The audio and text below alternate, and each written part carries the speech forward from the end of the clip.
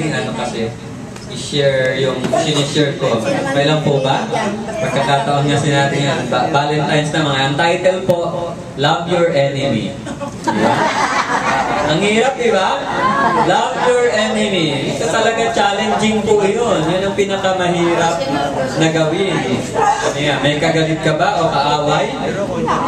Kasamahan, diba? Sa trabaho, sa opisina, sa pamilya. Sabi niya, may timely Valentine message sa iyo. Ang Matthew chapter 5 verse 44. Ang sabi dito, love your enemies and pray for those who persecute you. Kaya ba natin yon? Ipapanalangin daw natin yung mga nagwawaling hiya sa atin. Kaya niyo ba yun? Papanalangin natin, sana muli ka na ni Lord. Ganun. Hindi naman. So, ayun po, sabi, papanalangin daw natin na mapabuti pa ang kanyang kalagayan.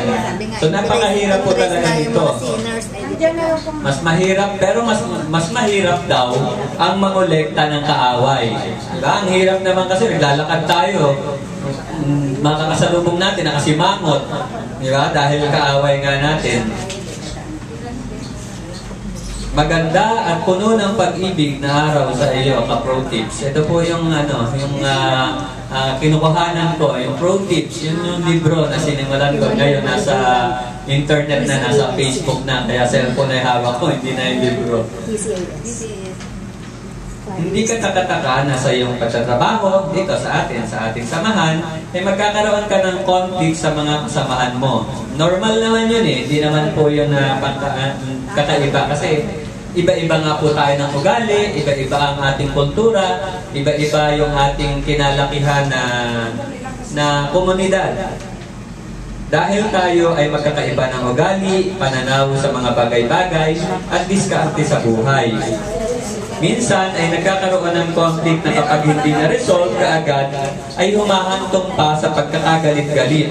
Kaya nga ang sabi sa Romans chapter 12 verse 18 ay ganito, if it is possible, as far as it depends on you, live at peace with everyone.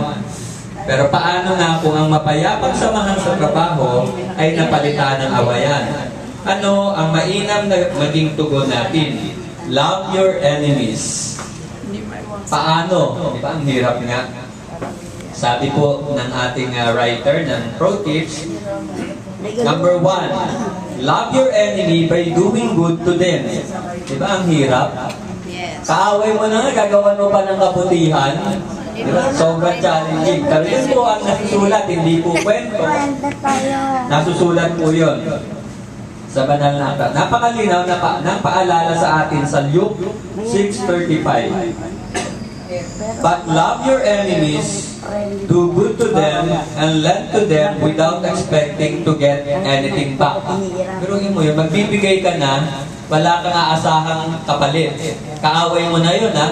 Pero yun po yung utos, yun po yung ayon sa Biblia.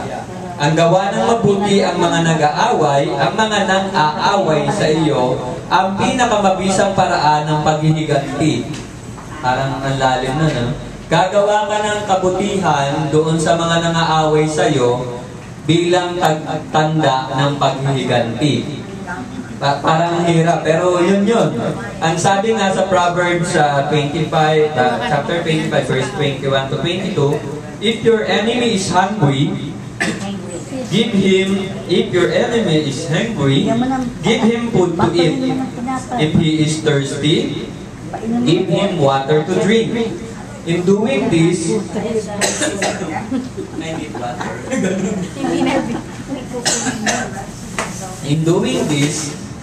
salamat po. Para may demonyo. Ano ang patuloy?